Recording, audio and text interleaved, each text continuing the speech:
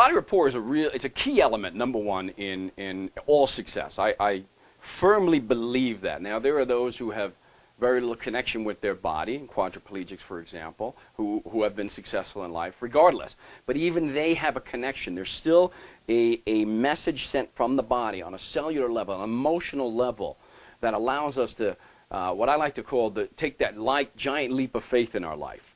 The body rapport component is essential because as we've been taught, and as we know more and more today about this, in terms of brain plasticity and neural pathway connections, Candace Pert, one of my favorite writers, wrote that.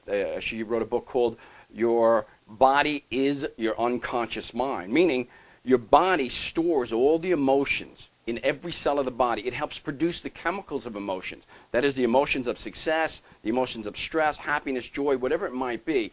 It's connected to the body. In fact, what's being taught today on the neuroscience level is really that the brain itself is just this skull-encased component, and yes, vitally important, and it controls so much of the body and receives and gives messages back and forth from the body. But the mind goes well beyond the skull-encased brain. The mind is the entire body. And I have to tell you, the body has incredible wisdom.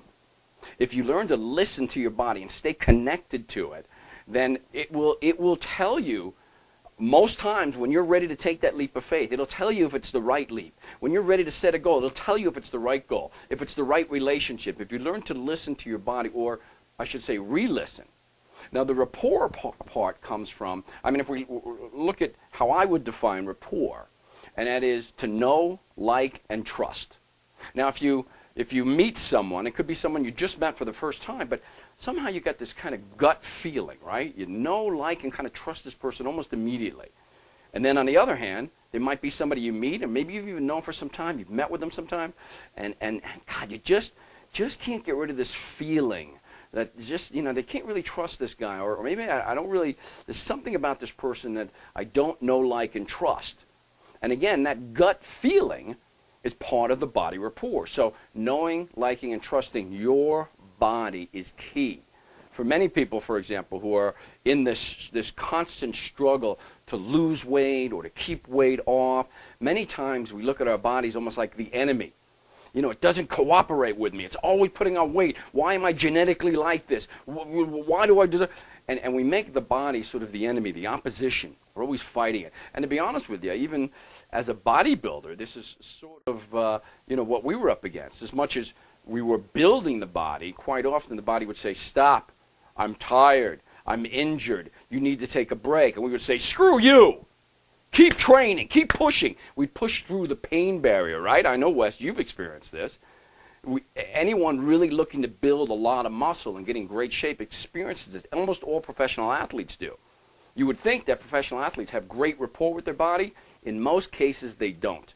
Because what's happened is they've learned to kind of shut it off. And like a lover, you might say, who you've been shutting off for a long time, when they try and communicate with you, you're too busy, or you don't have time right now, or you just, shut up, I'm trying to watch this movie, whatever it might be. After a while, they stop communicating with you on that level. They'll still communicate with you, but it'll be on a much harsher level. It'll be more like the slap in the face. So body rapport is all about connecting with your body, learning to know, like, and trust your body so that you're able to listen to its subtle communications. When you set a goal, when you try to achieve something, when you go to take that leap of faith, your body will tell you what's really going on. But if you're not listening, then you're not getting those messages, and you've cut yourself off from a major resource in terms of your ability to move forward in life. So that's really the essence of body rapport.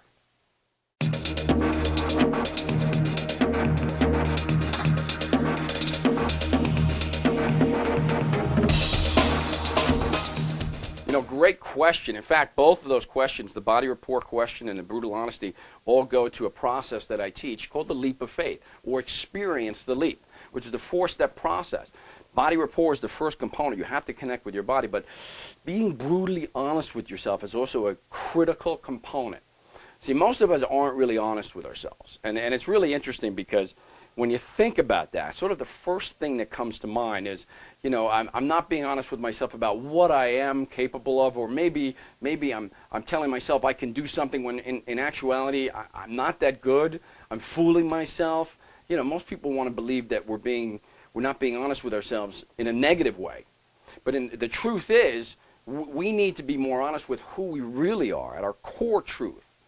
And at our core, we're magnificent. Each and every one of us are magnificent. But you see, there's sort of there's an interesting thing that happens to most people. I still feel it myself a little bit occasionally when I step up and say, I am magnificent. I'm capable of achieving anything in life. Something happens in our body based on something I call the great misconception. See, we don't want to believe that we're magnificent because, well, I should say we want to believe it, but we have a hard time believing it. Instead, what we believe is this great misconception that I'm not good enough. I don't really deserve this. I'm not that talented. And the great misconception that most of us developed early on in life is based on the message that we got from our caretakers, our parents, our guardians.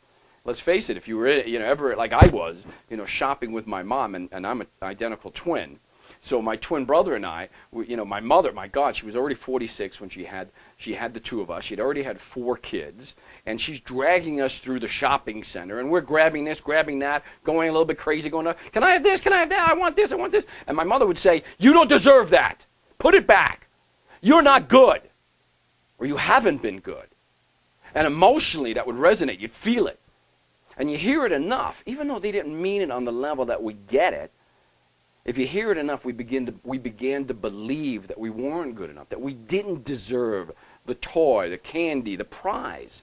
We didn't deserve it all by any means, that's for sure.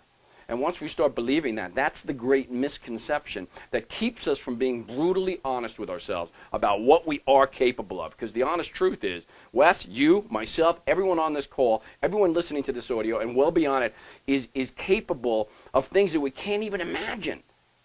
But we don't want to believe it. So if we're truly brutally honest with ourselves, brutally honest, because there's a lot of fear with being brutally honest. There's a lot of temptation to go back, and we'll talk about that, to what is that great misconception. But if we're brutally honest with ourselves, we come to the realization that we are magnificent. Now let me prove it to you real quick, because this is something that I guess most people on this call are probably thinking, well, yeah, I guess I'm magnificent, but I didn't do that well in school. I never learned how to read that good, or my relationship kind of sucks, or I'm broke. Yeah, I'm magnificent. I'm broke, right? Yeah, sure. Well, let me ask you this. Who on this call would be willing to wade through or walk through a room full of newborn babies, brand new infants, and pick out the faulty ones, pick out the defective ones, pick out the ones that are less than magnificent? Oh, this one right here, oh, this one's going to be fat. Let's get rid of this one. This one over here, that kid's going to be stupid. Get rid of this one. Would you be willing to do that? The truth is, most of us wouldn't. We would never do something like that, although it may be happening in a different way in this country. But we would never consciously do that to a newborn, because we realize they were born magnificent, regardless of whatever they might be up against in life, or will be. So wouldn't it stand to reason that you are also magnificent? You were one of those. You were one of those infants. So at that time, you were magnificent. It's just later on in life that you began to develop this crusty truth about yourself that you're not magnificent, you're not that great, you're not that deserving. It's bullshit. I hope you'll excuse my language, but the brutal honesty is you are magnificent and capable of magnificent things. And once you really come to believe that, my God, there's nothing that can stop you, nothing. So being brutally honest, Wes, is a critical component in your ability to move forward towards what it is that you want in your life and achieving any goal that you want, including being incredibly fit or wealthy or having a magnificent relationship. It's critical.